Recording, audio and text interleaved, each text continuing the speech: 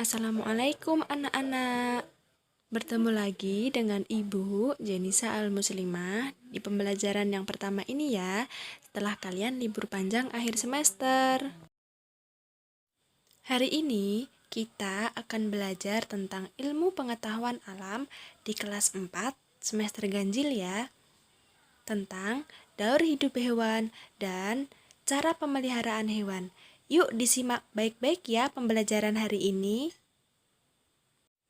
Pembelajaran IPA memuat standar kompetensi yang keempat, yaitu memahami daur hidup beragam jenis makhluk hidup, dan kompetensi dasar 4.1 mendeskripsikan daur hidup beberapa hewan di lingkungan sekitar, misalnya kecoa, nyamuk, kupu-kupu, dan katak. 4.2 menunjukkan kepedulian terhadap hewan peliharaan, misalnya kucing, ayam, dan ikan. Lalu, tujuan pembelajaran hari ini yaitu siswa mampu memahami daur hidup beberapa hewan di lingkungan sekitar. Yang kedua, mampu menunjukkan kepedulian terhadap hewan peliharaan.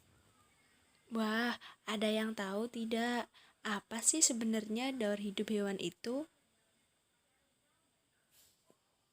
Daur hidup makhluk hidup adalah pertumbuhan dan perkembangan hewan yang mengalami perubahan bentuk tubuh pada hewan tersebut. Nah, pada perubahan bentuk tubuh hewan tersebut biasanya diberi nama dengan metamorfosis.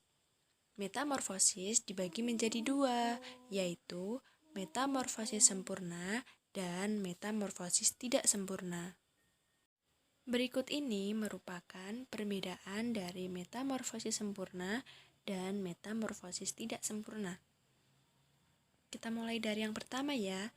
Untuk yang metamorfosis sempurna itu merupakan tahapan perubahan hewan yang melalui kepompong. Terdiri dari telur, kemudian ulat, kemudian kepompong, dan menjadi hewan dewasa. Berbeda halnya dengan hewan yang mengalami metamorfosis tidak sempurna. Mereka hanya mengalami 3 tahap saja, yaitu mulai dari telur, menjadi nimfa, dan menjadi imago. Nimfa merupakan serangga yang masih berukuran kecil, sedangkan imago merupakan hewan yang sudah dewasa. Ini merupakan contoh dari hewan bermetamorfosis sempurna, yaitu kupu-kupu. Bagaimana daur hidup dari kupu-kupu? Yang pertama, dimulai dari telur.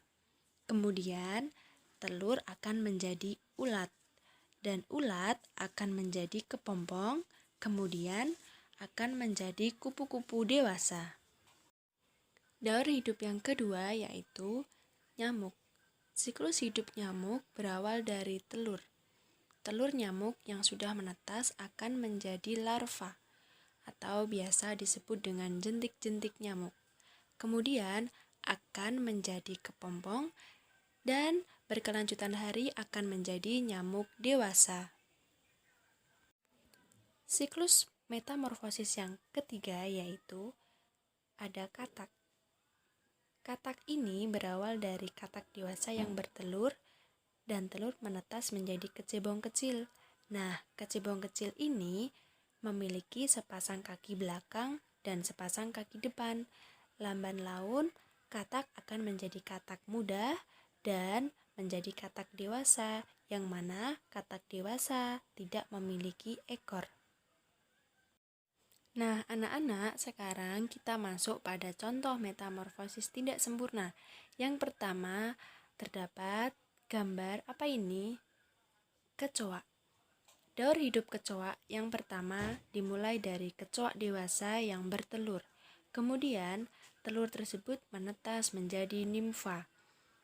Nimfa akan tumbuh menjadi kecoa muda, dan yang membedakan antara kecoa muda dan kecoa dewasa itu adalah kecoa muda tidak memiliki sayap, sedangkan kecoa dewasa atau imago sudah memiliki sayap.